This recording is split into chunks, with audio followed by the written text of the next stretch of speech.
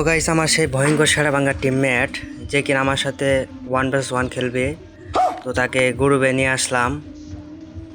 গ্রুপে সে বলতেছে ভাই 1 vs 1 খেলবো। তো কি আর 1 vs 1 দিলাম, দেখি আমি ওকে কি করতে পারি।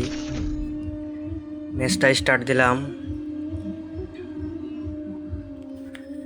স্টার্ট অলরেডি হয়ে গেছে।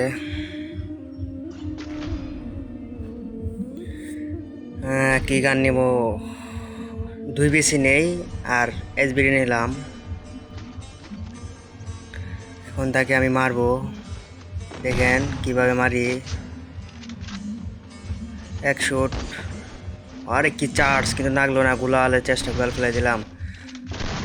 আরে ভাই এটা কি ভাই, এটা তো ব্যাডমিন্টন খেলতেছে। আল্লাহ, এটা কি ভাই সাব।